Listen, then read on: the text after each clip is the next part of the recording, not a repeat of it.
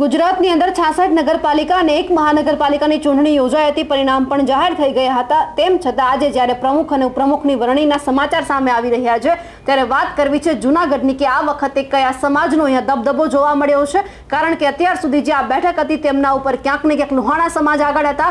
હવે આ વખતે લોહાણા સમાજને પાછળ રાખી પાટીદાર સમાજે વેગ પકડ્યો છે. નમસ્કાર, નિર્ભય ન્યૂઝ સાથે હું છું રિદ્ધિ. અત્યાર સુધી આપણે જોતા હતા કે જૂનાગઢ મહાનગરપાલિકામાં આ વખતે કોણ ડેપ્યુટી મેયર અને મેયર બનવાનું છે. ત્યારે સૌથી પહેલા હરોળમાં નામ આવતું હતું કે લોહાણા સમાજના કોઈ વ્યક્તિ બની શકે છે. એટલે સવાલ થતા હતા કે અહીંયા કેમ પરિવારવાદ જોવા મળે છે. આ વખતે ભાજપે પોતાની રણનીતિ બદલી નાખી છે. આ વખતે લોહાણા સમાજના મેયર નથી પરંતુ મેયર બન્યા છે પાટીદાર સમાજના ઉમેદવાર. એટલે હવે વાત કરીએ કે આ વખતે મેયર કોણ છે. તો મેયર પદે જે ધર્મેશ પોસિયા છે તે બેઠા છે અને ખાસ કરીને જે ડેપ્યુટી મેયર તરીકે પદ આપવામાં આવ્યું છે આકાશ કટારા જે રબારી સમાજમાંથી આવે છે સ્ટેન્ડિંગ ચેરમેન બનાવવામાં આવ્યા છે પલ્લવીબેન ઠાકરને અને એમની સાથે શાસક પક્ષના નેતા તરીકે મનન અભાણીની પસંદગી કરવામાં આવી છે.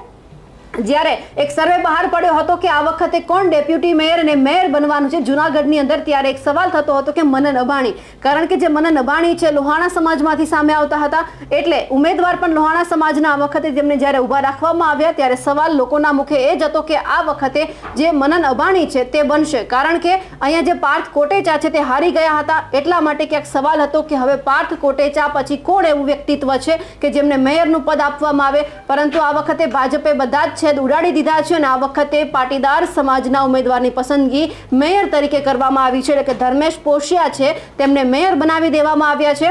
સવાલ એ થતો હતો કે જો આ વખતે પાટીદાર સમાજને આ પદ આપે તો ક્યાંક જ્ઞાતિ જાતિના વાડાનો પણ સવાલ ઊભો થાય. કારણ કે સંજય કોરોડિયા જૂનાગઢના જે ધારાસભ્ય છે એ પણ પાટીદાર છે એટલે મેયર હવે આ વખતે બીજા કોઈ જ્ઞાતિમાંથી આવે પણ આ વખતે ભાજપે એ જ ક્યાંક છે કાર્ડ ખેલ્યું છે. અને જે ધર્મેશ પોસિયા છે પાટીદાર સમાજના યુવક અને એક સારું વ્યક્તિત્વ કહી શકાય. કારણ કે ઘણી બધી વખત આપણે જોયું છે કે એમનું નામ પણ ચર્ચામાં આવ્યું હતું સારા કામને લઈને અને ખરાબ કામને લઈને પણ ઘણી બધી વખત એમના વિડીયો પણ આપણી સામે આવ્યા હતા. તેમ છતાં હવે ધર્મેશ પોસિયા છે તે મેયર બની ગયા છે અને ડેપ્યુટી મેયર તરીકે આકાશ કટારાને સ્થાન આપવામાં આવ્યું છે. અને જે વ્યક્તિનું નામ અત્યાર સુધી ચર્ચાતું હતું કે મનન અભાણી તેમને શાસક પક્ષના નેતા બનાવવામાં આવ્યા છે. હવે જોવાનું છે કે આ રસ્સાકસી ભરી જંગમાં હવે ઉમેદવારો ઘોષિત તો થઈ ગયા છે મેયર ડેપ્યુટી મેયર પદના, પણ હવે આવનારા સમયમાં કેટલું કાઠવું છે ત્યાં ધર્મેશ પોસિયા છે આકાશ કટારા છે તે કાઢી શકે એમ છે. અત્યાર સુધી લોહાણા સમાજથી તો લોકો નારાજ હતા જ. કારણ કે જૂનાગઢ મનપાની અંદર લોકોને એવું હતું કે કામ નથી થયા, રોડ રસ્તાના કામ બાકી છે. લોહાણા સમાજ છે તે કોઈ કામ કરતું નથી. વર્ષોથી એક પદ ઉપર તેમને બેસાડવામાં આવ્યા છે તેમ છતાં કોઈ જ વિકાસના કામ નથી થતા.